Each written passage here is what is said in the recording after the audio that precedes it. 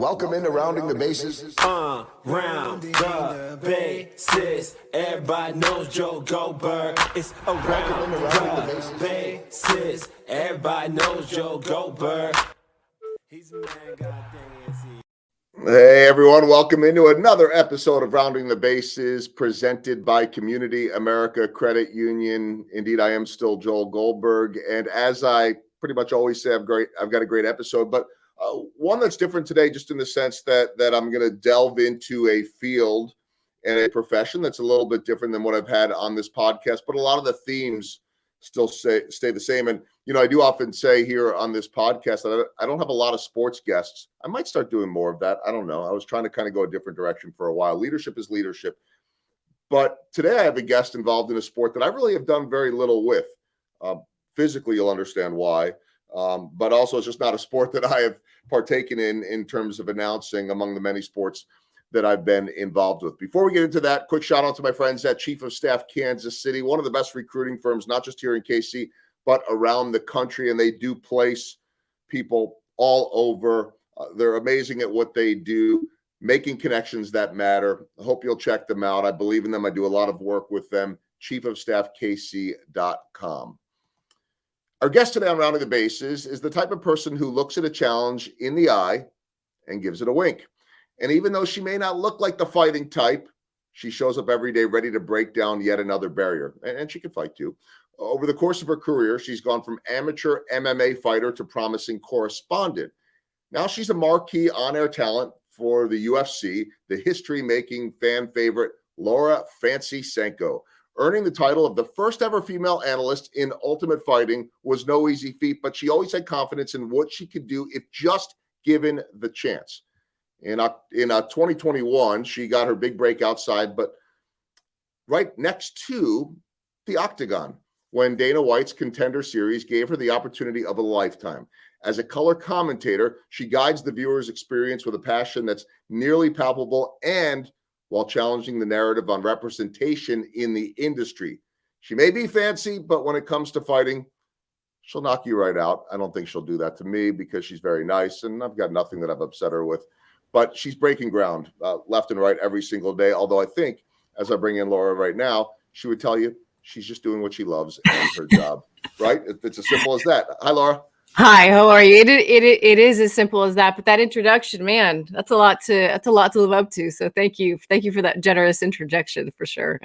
Well, you only get that introduction if you're worthy of it, and clearly you are. I mean, you and I talked in advance about this, and a quick shout out. I like to do this every now and then to Ann Gaffigan. She's the one that connected us, and these podcasts don't go without trusting connections, and that's how I met Ann, and that's how I met you, and on and on and on. It's how I end up with amazing people on this show, and we are airing this in Women's Appreciation Month, which means that I'm talking to all kinds of just incredibly successful women that are breaking barriers and in the corporate world or whatever it is. And I'm seeing this a lot in my world too, Laura, that it's now becoming normal to see a female play-by-play announcer in baseball or basketball instead of saying, wait a minute, why is that happening? And, in my sport of baseball all the time, it was maybe the sideline reporter, my role, which of course you have had. But it's like, wait a minute, if you know the game, if you know the sport, why wouldn't you be able to do it any better than any man, if not better? I'm guessing that's kind of been on your mind for a long time, well before you finally got that chance. Yeah, it really has. I think my desire to do this, I will say, I think at first, it was sort of a selfish pursuit. It was because I knew I was capable of doing it, and because I'm a competitive person by nature. And so any lane you put me in, I can't help but want to sort of start to, pull ahead of the pack, or at least see what, if not competing with other people, at least compete with myself and see, how far can I take this? Whatever it is that I'm doing, that's just my nature. So I think initially the pursuit of doing commentary was that, but very, very quickly after that, it became something so much more than that. And it's been an incredible journey, and a journey that's still going on. It's not like I've reached my end destination by any stretch of the imagination. But yes, the beginning of it was very much, I knew that I knew the sport, and not just in a passing way, having participated in it, albeit not in the UFC, quite a long time at amateur, and then at least a little bit on the professional level, but more than that, just the day-to-day. I've been in the sport 14 years now. So I knew I was equipped to do it. It was a mold that had never been broken before on many fronts, whether it's having someone going from being a reporter to being a commentator. That had never been done before, or it was the role of having a female in that color commentary spot, which in the UFC is a particularly tricky spot to be in. And there are more experienced broadcasters than I am on paper, and there are more experienced fighters than I am on paper. It just so happens that I was kind of the perfect, cross section of those two things. And I feel like I'm sure we'll talk more about this, but there still is a particular job I feel like that needs to be done, and I feel like I'm the one to do it. Well, at the end of the day, you have a job to do. When you are the one breaking ground, it's not like you asked to be that one, but you knew that it would come with it. I mean, at some point, someone's going to be the first. I mean, let's agree to that, hopefully, and let's agree that anything like this, whether you go back to Jackie Robinson breaking the color barrier in baseball, it should have never taken as long as it did. It should have never taken as long as this did. And I know, MMA, UFC, all of that is still relatively newer compared to, say, a baseball, but it still shouldn't have taken this long. So I guess there's sort of two sides to this. I mean, the one side is that, you are a tough woman that lives up to the challenge. That was true as a fighter. That's true now. Nothing new at this. So, you got a job to do. That your goal every day is to be a great analyst and to bring the viewers closer to the octagon, to bring them into the action, to be able to teach them. The flip side of that, whether you signed up for it or not, is that you are an incredible influence and opening doors for so many others that are going to come after you. How do you kind of balance that? Or is it just a matter of, if I do my job, I can do the rest of that for everyone else? I think it's what you just said right there. I think and to be honest with you, I still have a hard time even really recognizing that fact or wrapping my mind around it. It's like, although I know it to be true in terms of like, she's opening doors, and people use these very generous descriptions, she's a pioneer. And it's hard for me to really absorb that, because I feel like I'm not really worthy of it yet. And I probably won't ever feel that I am, but I do on the other hand recognize that it's to some degree it's an objective, it's an objective thing. So I have to kind of accept it to some degree. I think that MMA is a particularly interesting landscape for this type of discussion, because although it is, on one hand, the most macho of macho, professional sports you can have, just the nature of the sport itself is very alpha male. It's extremely male dominated. We have ring card girls. We have all of these things that are very male centered. On the other hand, it's the only professional sport where you have men and women competing not against each other, but alongside each other. And I think more importantly, training together on a day-to-day basis, which does not happen. You don't have WNBA teams scrimmaging with NBA teams. You don't have professional women's softball players, training with men's Major League Baseball players. That just doesn't happen. But in MMA, it does happen. It happens every day. So while in some ways it was, I would say, a very difficult transition to be able to convince a whole host of people that I was capable of having an opinion in this avenue.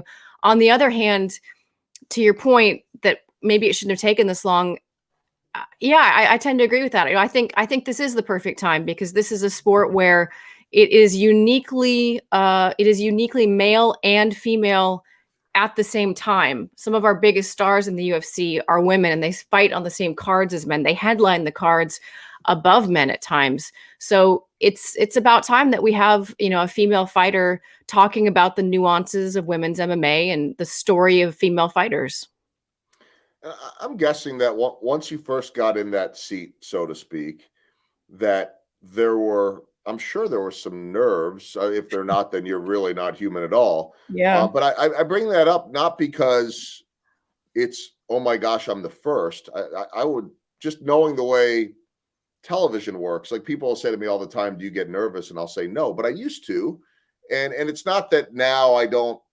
Sometimes you'll hear people say, "Oh, if you don't get nervous, you're not human." Well, when you do something every day, eventually it just becomes what you do, and you could focus less on the nerves and more about perfecting or whatever it is. But I'm also guessing that first time, you don't have the ability or the mindset to sit there and think, I'm breaking ground right now. You're focused on getting a job done. If the nerves are there, it's because this is new. Was that kind of the way you went through it? I'm guessing there's not time to sit there and think about the bigger picture of what this means to others. Yeah, that. I mean, I think there were definitely nerves, and I still get a little bit nervous for different aspects of different jobs. You know, when I'm a reporter and we have to in the UFC, we have to memorize quite a bit. We write a lot and we memorize a lot of scripts, and they have to be very precise in their timing. So I still get a little nervous for those things. But this was a different thing for sure, and it was honestly, um, it was. I wouldn't say the moment in all of its ripple effects that I was able to absorb at the time, but there's definitely a sense of like, man, I really don't want to screw this up for not just for me, but for other people. You know, I don't ever want there to be a time where they're like, well, we tried having a girl and she sucked. You know, we don't.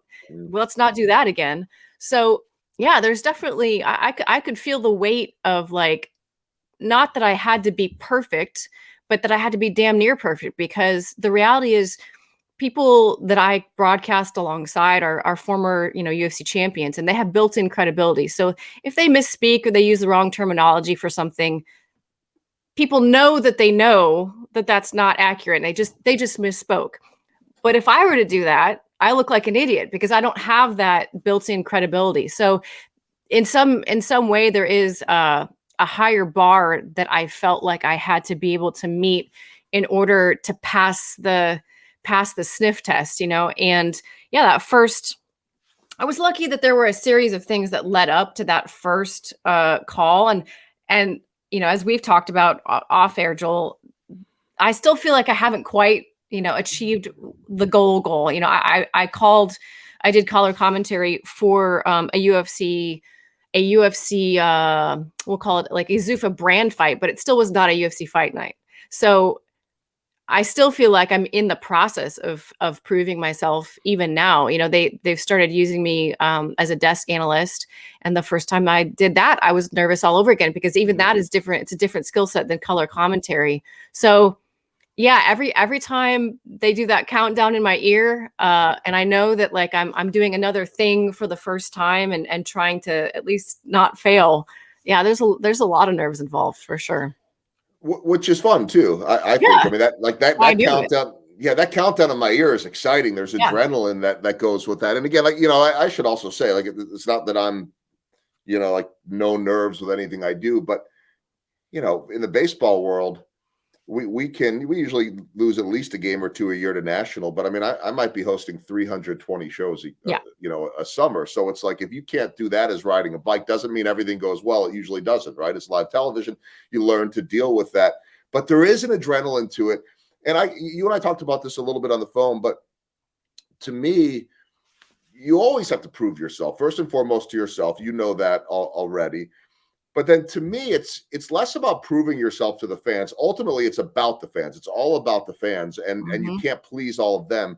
But to me, if you don't prove yourself to the people that you're working with or that you're covering within that industry, then you really have no credibility inside there. And so different situations, you breaking barriers, whether you wanted to or not. In my case, I'm another guy in baseball. However, when I came to Kansas City, I was the new guy, but I was also one of the guys that didn't play.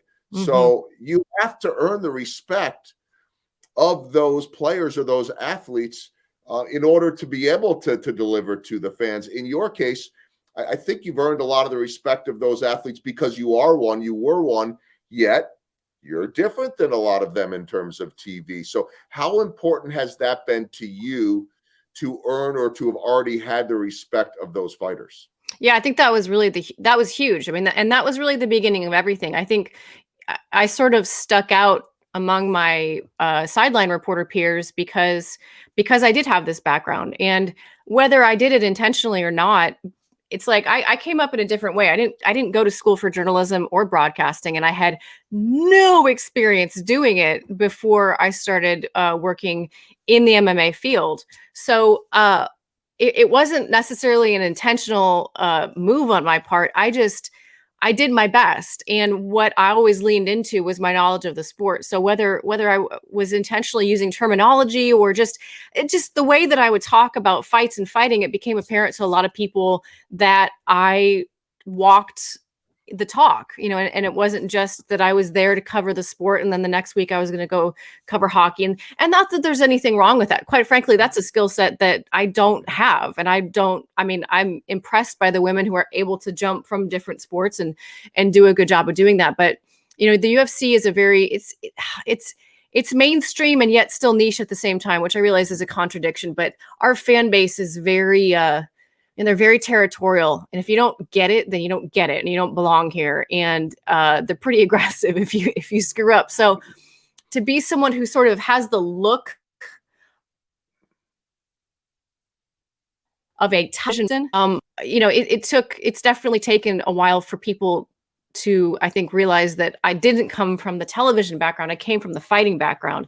And as soon as people realize that in MMA, it makes a big difference. And it was never about, it's not like I would introduce myself to the fighters. Hi, I'm Laura. I used to fight too. It has to be a natural, organic thing. But I actually, I remember one of the first shows I ever did, and people who haven't done what you and I do, it sounds silly, but question asking is an art form. To do it efficiently and effectively, and frankly, it was an art form I was terrible at when I first started. I just knew the sport.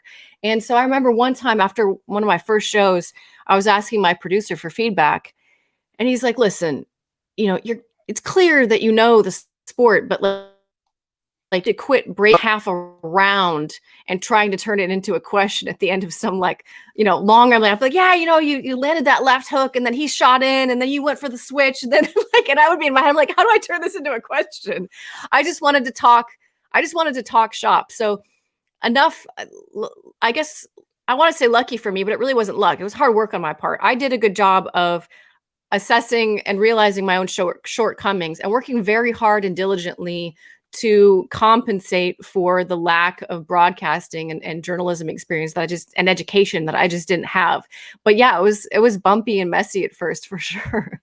Well, I still have those moments, and and I did go to journalism school, and I think that there's always a little bit inside of us, especially when we're trying to prove ourselves, to be able to accentuate what we're good at. And so if you knew the sport, then that's what you were going to lean on.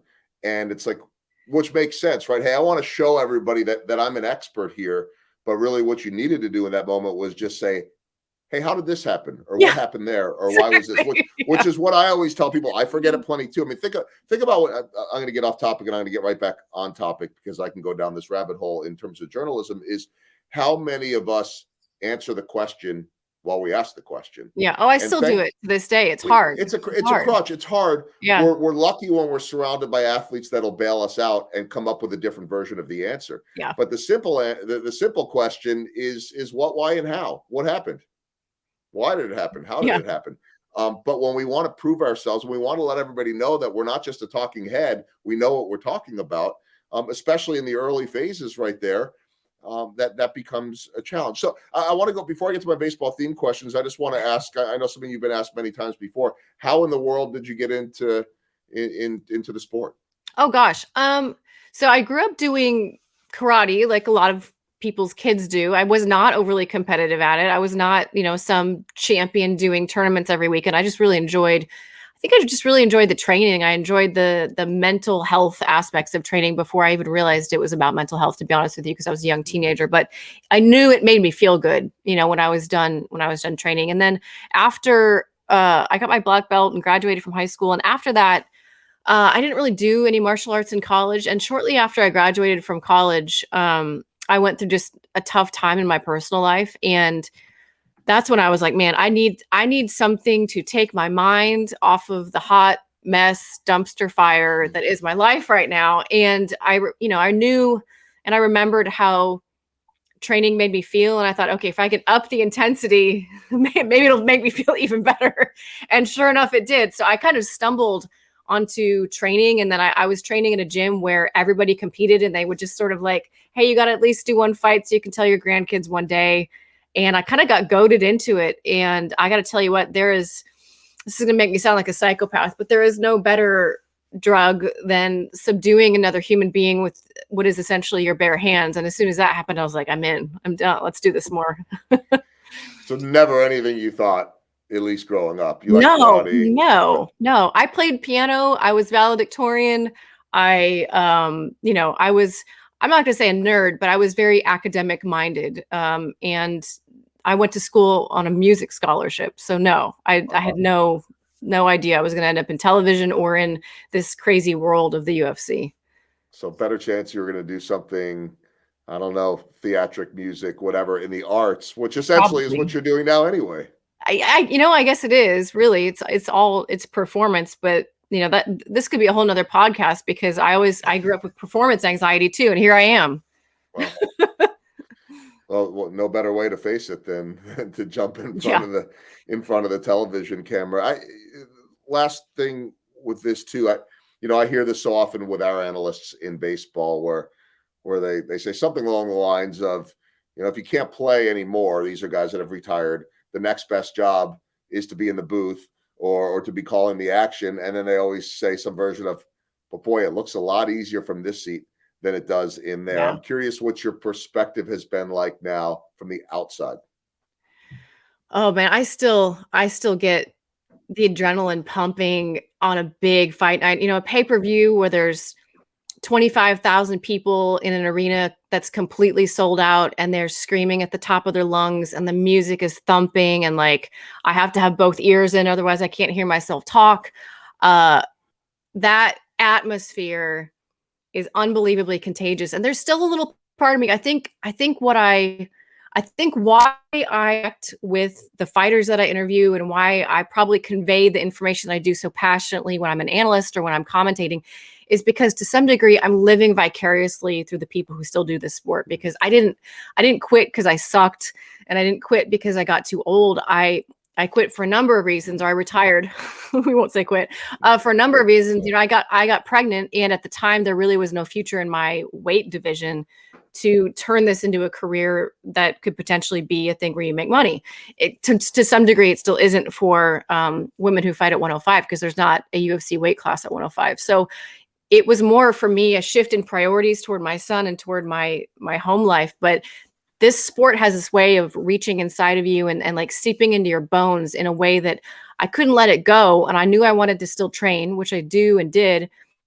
But yeah, to still be able to be close to the action is both incredibly fulfilling and incredibly bittersweet at times, to be honest with you. Just mostly sweet. I mean, there's just a little part of me that like, I have this emotional connection with people when they win or when they lose, because I've not to that scale, but I've been there before. So yeah, it's I think the connection to the sport is definitely what has kept me going, and what will keep me going for hopefully a very long time. Well, and you have the best of all worlds now, minus the fighting. You're still there. You're still in the middle of it all. You could still be a great mom. You could be a wife and do all of those things. And I suppose if you really wanted to get back into it, you could do it too. But I know it feels a lot better when you wake up the next morning doing what you're doing right now. Oh yeah. I tried to drum. That was maybe like 6 months ago, maybe a little bit more than that, like 9 months ago. I was like, I'm going to start going to pro practice consistently again. And if nothing else, I just, to be in that shape again, you just feel good when you're kind of in that peak physical condition. And I knew I was capable of doing it. I think I did like 3 pro practices, and I was so sore and so bumped up. And then I remember waking up like, why am I doing this? This is so hard. This is so hard. And there's going to be no payoff for me other than to be able to see my abs. And I'm like, I'm good. I'm good without abs. It's fine. It's fine. Hey, whatever it takes. And it keeps you healthy and active and all of that. All right. I'm going to get to my baseball theme questions. First one, in your career now, whether it be as a fighter or announcer, whatever it might be, what's the biggest home run that you've hit? I think for me, the biggest home run would be being able to, over a long period of time, convince a number of people in a number of different areas that I was capable of picking up this torch and carrying it, and that I wasn't going to embarrass the UFC, I wasn't going to embarrass my bosses, and I wasn't going to embarrass myself, and that I would not look out of place if they gave me an opportunity, if they gave me a shot to be one of the guys to sit at that table, that I would do it well. So while like I said earlier, I'm still sort of in the process, but a big home run last year for sure.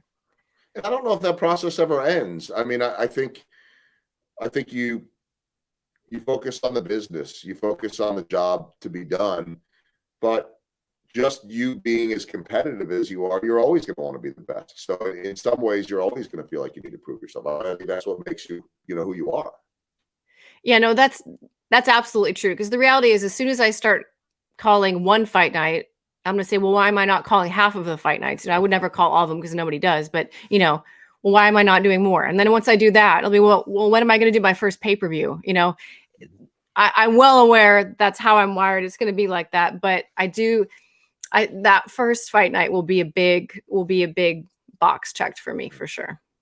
How about a swing and a miss in your career, and what did you learn from it? I wish people could see my first Fox audition with the UFC. So before I got picked up by the UFC, I was working for an organization called Invicta, and they broadcast on the UFC streaming platform called UFC Fight Pass. So that's kind of how the UFC saw me and found me, so to speak. And I was invited to come audition to be a reporter at Fox Studios in Los Angeles. Again, don't have a background in television. The only TV I had done up to that point was, I think, maybe 5 Invicta shows, very small events, one camera, and I'm doing post-fight interviews, and that's about it. So I showed up at Fox Studios. There's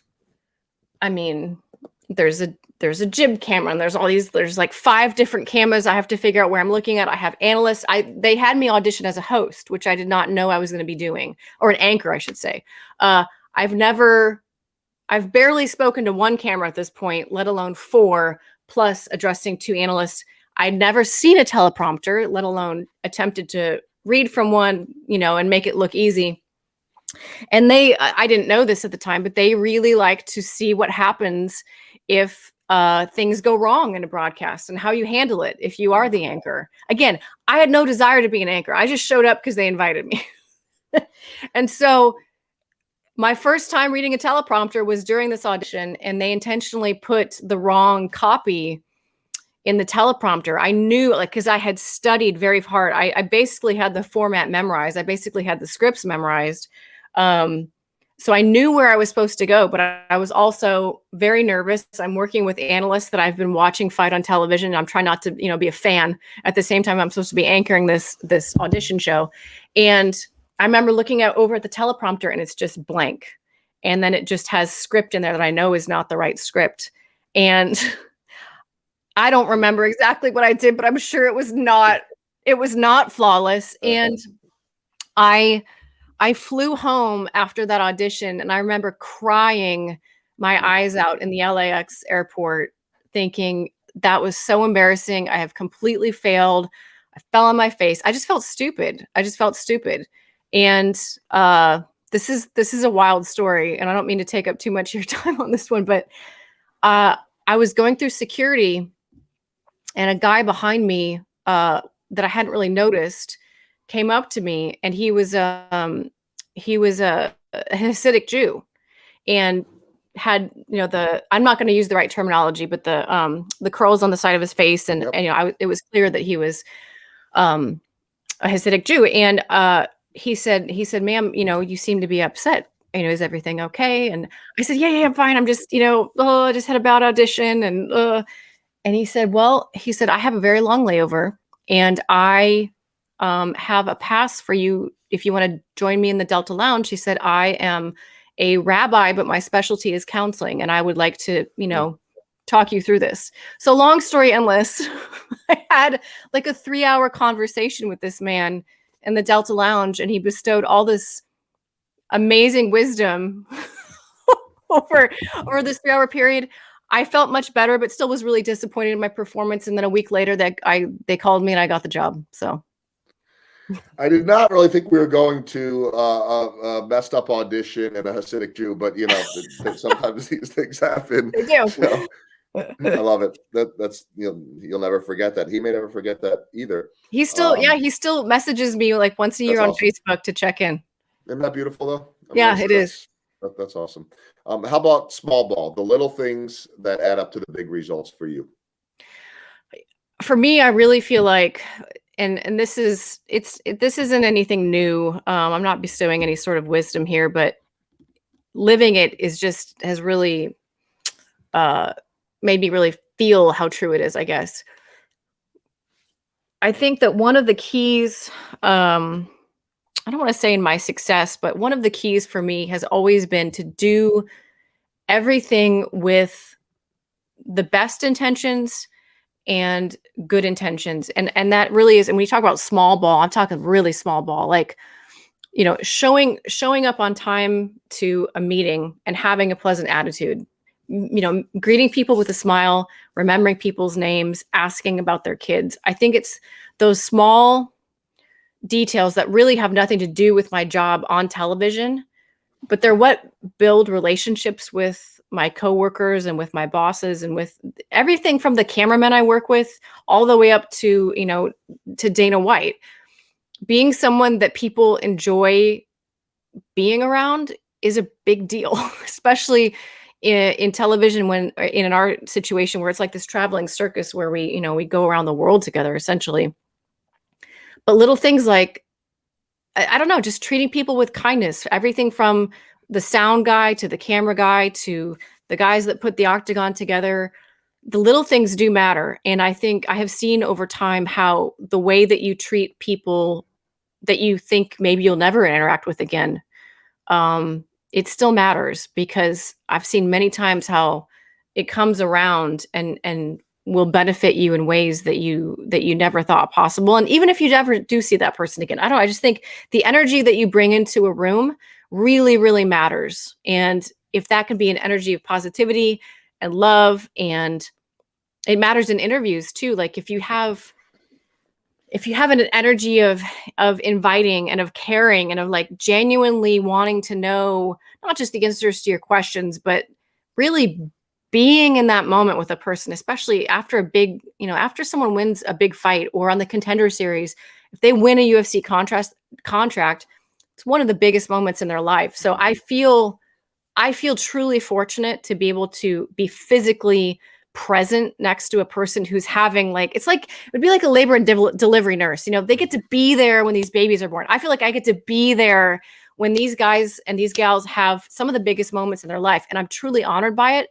And it's not just that I say I'm honored. Like, I think the energy of me feeling the excitement with them or feeling the pain of the loss with them is contagious. And so I don't know, that's a small thing that I haven't really had to do consciously, because it's kind of just part of my personality. But on the days when I'm tired and I don't really feel like being at work and I don't really feel like being, traveling again. And as much as I love my job, there's definitely days where I'm like, man, I'm doing this again. I'm waking up at 5 a.m. to get my makeup done. And then I got to, the days where I can tell I'm like not into it, I remind myself that tonight's the biggest moment for this fighter who just won. And I need to show up for them, because it matters to them. It matters to the family. And it matters how I help them present their story. It's one of the best small ball answers and I ask that to every guest, hundreds of guests that I have received, in part because it's just dead on wisdom. It's who you are. I knew I liked you the moment that we talked on the phone. I could feel similar, I don't know, just similar values, similar viewpoints on this. But also that's going to take you so far. I mean, your talent could take you everywhere. Your work ethic could take you everywhere. And quite frankly, you could treat people poorly. And if you're that good, you can get away with it. I don't know what that's like. I don't know about being that good, but certainly treating people poorly or whatever. But it's unbelievable when you have that and you get it. And just everything you're saying right now, and then I'll move on because I know we're going to wrap up, is when I get to experience the major league debut of whoever the player is. superstar or a guy that might only get one day. Yeah. And if I get a chance to talk to the families, which I try to find, and I tell them no matter what happens, whether they dominate or they fall flat on their face, they will never ever have a major league debut again. No one can ever take that away from you, and you will always be at some point a former big leaguer, whether it was one inning or whether it's a full career. And we get to be a part of that. I mean, it's one of the greatest privileges. So there's a deeper discussion about purpose there, but I love every bit of the answer. So I just wanted to tell you that. I've got 4 quick questions as we wrap things up and round the bases. First one, this one's in your wheelhouse. You've talked about it a million times. The nickname Fancy. So give me the background. Okay, so it was kind of a middle finger to someone, to be honest with you.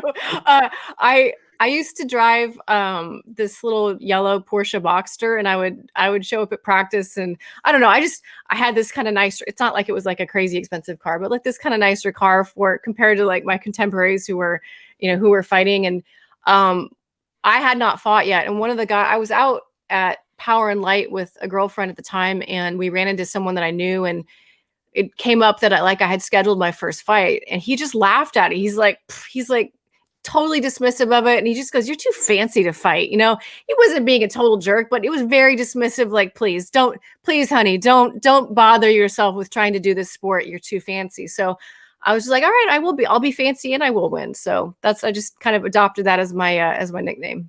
That's great. I don't know if this is true or not. I've got an amazing assistant and researcher. Everything she finds is usually true, but do you have current or past history raising cattle? Is that yes. part of, yeah, tell me about that. Yeah, I could actually. That's not fancy. Yeah, no, not at all. No, if I could tilt my computer right, you could see them out the window here. Yeah, we've got about 35 head of cattle here, and as well as their calves. So I guess closer to 60 right now. I'm married into it. I grew up riding horses, so it wasn't like completely outside of my wheelhouse, but no, it's very much something I'm married into. In fact, when I met my husband, we had a 1,500 it was a stalker operation that we had down near Springfield, Missouri. So, but now they're in my backyard and there's fewer, but yes. She's always accurate with her research. So I was just curious. Third question, she always does. Third question, as we round the bases. I never like the question of, ooh, what's he like? Oh, what's she like? Oh, because in the end, like the big name people are, they might be celebrities, but they're people. And I think that when we understand how to treat them, some are better than others, some are worse than others. But in the end, you realize you stop gawking and you end up that they're normal human beings that may make more money or have different circumstances or not. So what has your relationship been like with Dana White, getting to know a guy like that at a level that most of us don't? Yeah, I know that's been really interesting. And it's, to be honest with you, I don't know how we kind of hit it off. It happened, I think probably the second season of the Contender series.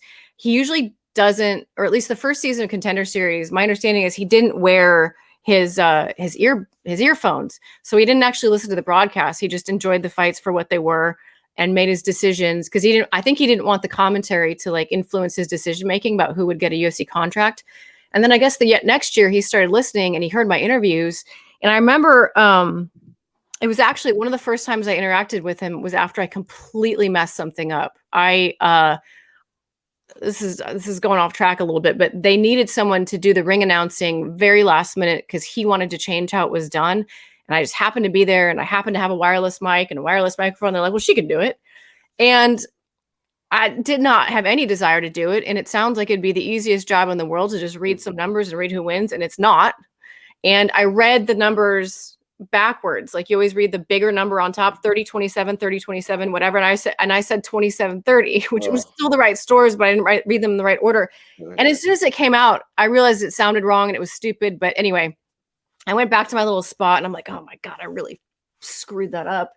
And he got up out of his seat and he came over to the back and he was so nice. He goes, honey, I just want you to know, like, you're doing a great job. We think the world of you, but like, you have to say the big number first. I was like, Dana, I know, I'm so sorry. That was one of the first interactions I had with him though. And then, over the years, I've been really, he's one of the best people to work for. And I could go on and on and on about that. I know he's kind of a divisive figure to a lot of people, but to me, it's not divisive at all. He's an incredible leader and an incredible boss. And I think if people could know more about the unbelievably generous and kind things that he does that people don't know about because he doesn't want anybody to know about them, they would probably have a different opinion of him as a person. He's someone that the MMA media really love to, I won't say hate, but pick on, right? He's the figurehead in the sport. So that's where you have interesting discussion, is like, well, is he doing this well? Is he not doing this well? So it's the point of discussion for a lot of things. But as a person, as an individual, he is one of the nicest, kindest, and most generous people that I've ever met. He's funny. But yeah, it's been weird, to be honest with you, because I was a fan before I did any of this stuff. So I've been a fan of the sport, and Dana White's a big part of that sport. And I remember the first time I interviewed him, I was like, oh my God, I cannot believe I'm interviewing Dana White right now.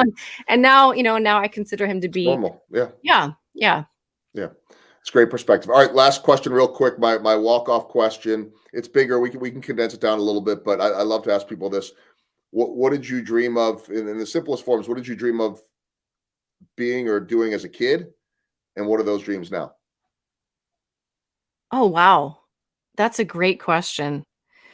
Oh, and I would need a lot of time to really give a full answer. Yeah, I'll try to condense it. When I was younger, because of the way I was raised, and I love how I was raised. It's why I am the way I am. But my goals very much revolved around church and family and being a good mom. And it kind of stopped there because, for a number of reasons I'll get into, that's just not anything beyond that was not really something that was, it's not like it was, forbidden from me, but it wasn't really talked about. Like I did really well in school, as I alluded to before, and I did exceptionally well on my ACTs. And now as an adult, I know that I did really, really well on my ACTs. I got like a 34, and my parents never told me, hey, you should probably apply to like MIT or Harvard or something like that, because that's not what Christian women do. She may be smart as a whip and she may be capable of doing that, but really her, the highest purpose in her life will be to have a family and to be married. And while I still very much believe in those core values, you ask what my dream is now, it looks a lot different. Now I know that I can be a good wife and mom, but also other things on top of that. And so now it's about being a good example, and hopefully, I don't think I'm paving any roads, but hopefully I'm weed whacking a little bit. You know what I mean? Like at the very least, I'm trying to like make it a little easier for the woman behind me who will truly do the paving. So that's the goal right now, is to, at the very least, get my machete out and whack down some of the weeds. I think you are paving roads. I think your humility will keep you from describing it or feeling it as that, which is a great thing, obviously. And whether it's paving, weed whacking, or whatever it is, I know you're going to do it well and continue to do it well. So we were all over the place on that one, and ended up bouncing from the influence of a Hasidic rabbi to the Christian upbringing and cattle and Dana White and everything in between. But Laura, congrats on everything. You deserve all of it because of how hard you're working and everything that you put in and will continue to put into this and inspire, whether you are trying to do that or not, so many young women, girls, and men for that matter too, that enjoy your work and will continue to. So thanks so much for spending time on Rounding the Bases. Really enjoyed it. Thank you, Joel. I appreciate you having me. And I feel very much the same about you and what you said earlier about the sort of common energy. Same back at you. And on top of that, man, I wish I had your voice. God, I love your voice. Well, it would sound a little weird on my body, or sound a little weird on my body, but beautiful. No one's ever going to call me fancy, first off. And second of all, your voice would not sound, my voice would not sound right on you. Regardless, I'm jealous. So kudos. Thank you. Thanks, Laura.